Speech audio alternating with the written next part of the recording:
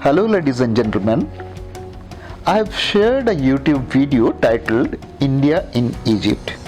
In that video, I have mentioned that the recent genetic evidences suggest that the newer genetic identities like R1 alpha and R1 bravo haplogroups in Y chromosome originated possibly on the Bengal-Myanmar coast during the last glacial period. At the onset of the interglacial period, as the coastal landmass submerged because of the rising sea level, they migrated in waves along with their language and culture. They settled at faraway places like Mediterranean coast and Egypt and established the Egyptian and the Greek civilization. I would like to request my viewers to watch the video India in Egypt, in which I have talked about the events related to the pre-recorded period of India in reasonable details. It would be much easier to follow the context of this episode if the events related to the early human migration explained in that video is understood. The link of that video is given in the description. In this video, I am going to elaborate on the available Greek, Roman and Egyptian records regarding the Gangaridai or ancient Bengal. Did the Greeks and Egyptians keep in touch with their ancestral place Bengal, like the Bengalis do nowadays when they are settled in any other part of the world?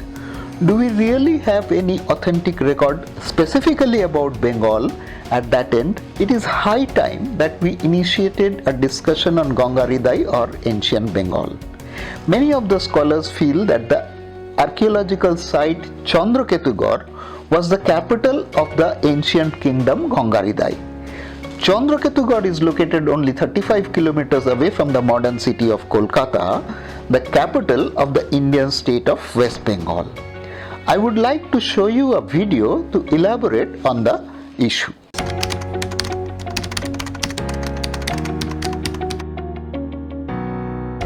In my view, onward migration of early human fraternities following the last glacial period started from the Bengal coast.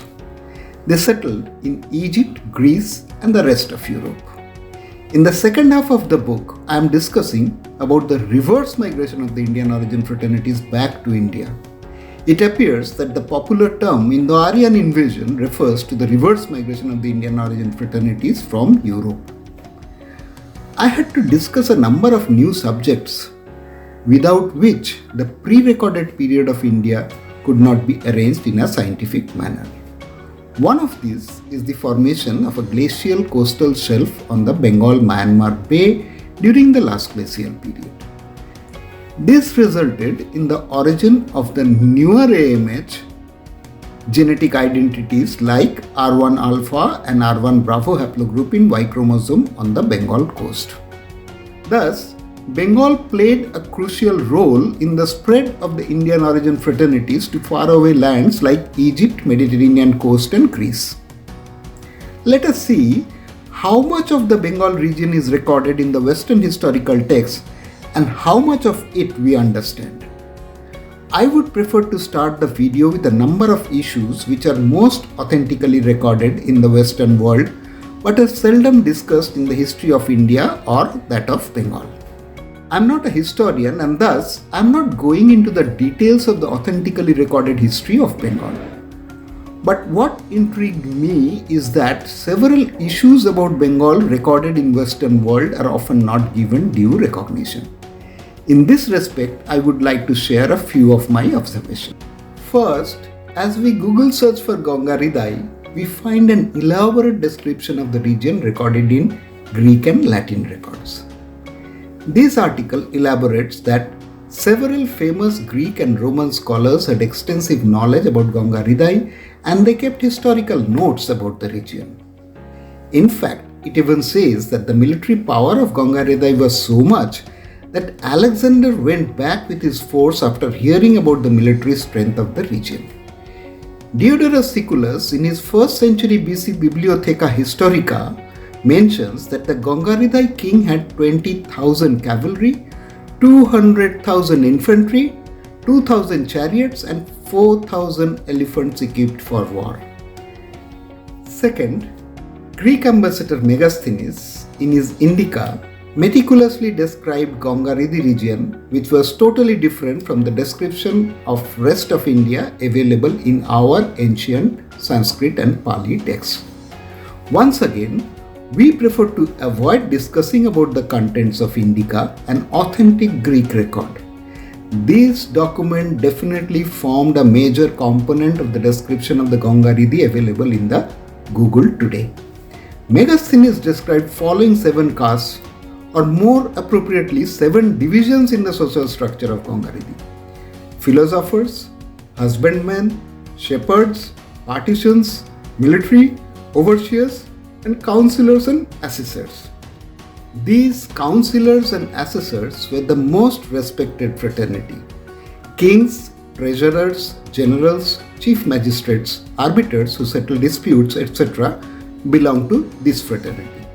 This classification of a territory of ancient India does not match with the 4 caste social structure comprising of Brahmin, Kshatriya, Vaishya and Shudra that is recorded in the Sanskrit texts of India. Is it possible that Megasthenes described Gangaridai about which no description is available in Indian texts, whereas the region was well recorded in the Western records?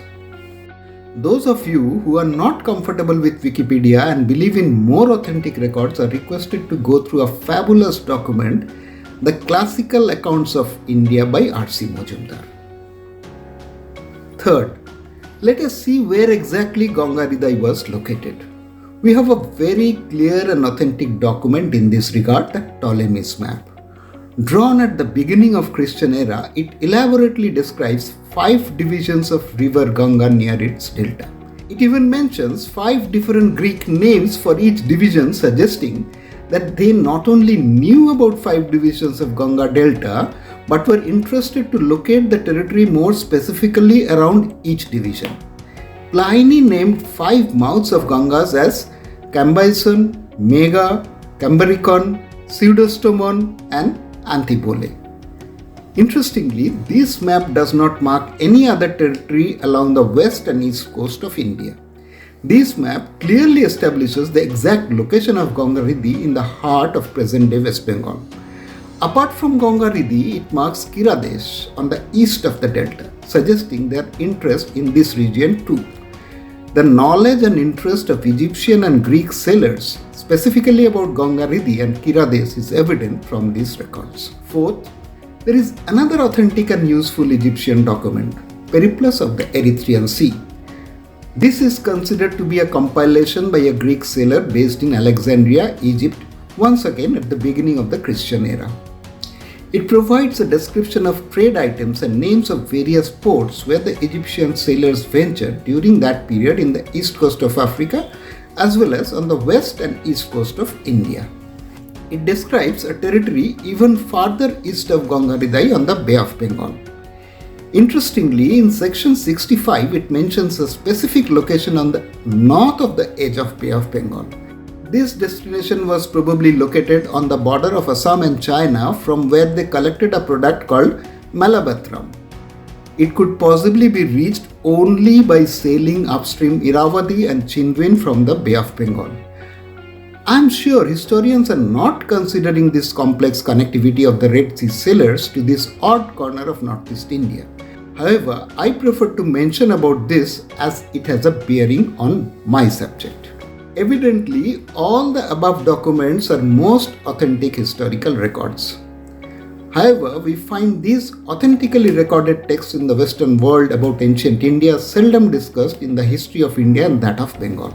In fact, earliest recorded period of Indian history should have started based on these authentic records. They are mysteriously missing from our history, possibly because we are unable to understand the ancient connectivity of Bengal with Egypt, Greece and Mediterranean coast.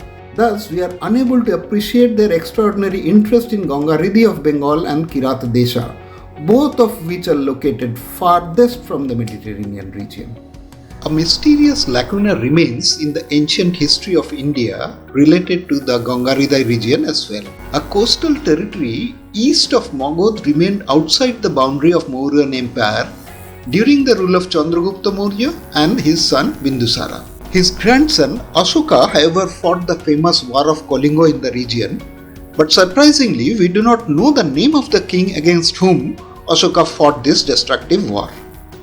Though the king of Gangaridai was the only possible and suitable opponent in the region, if we consider the Greek records, but Gangaridai as a militarily powerful kingdom or the king of Gangaridai as the opponent of Ashoka is not mentioned anywhere in the ancient history of India.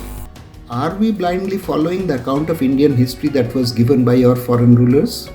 Are we missing the most important period and territory of our glorious past and are still not able to showcase it to the entire world even after 70 years of independence?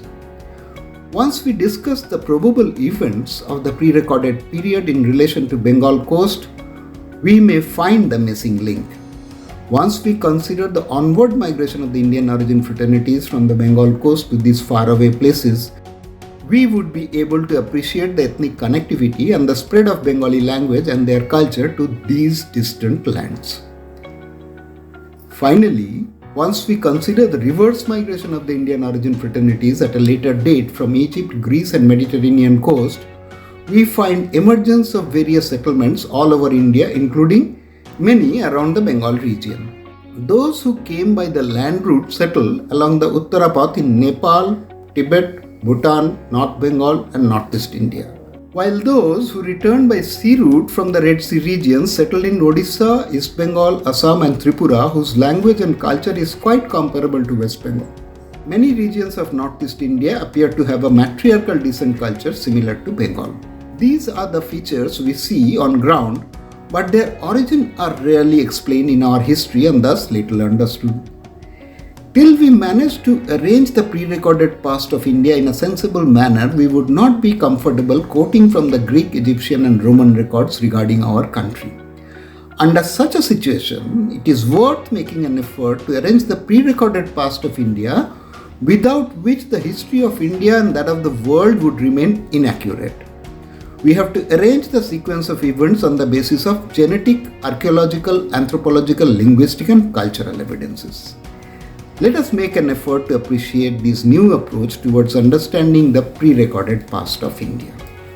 Thank you very much for watching this video. This subject is little discussed and thus it may have evoked a series of questions in your mind. My latest publication, India in Egypt, deals with many such unexplained issues in reasonable details. Do connect with us to know more.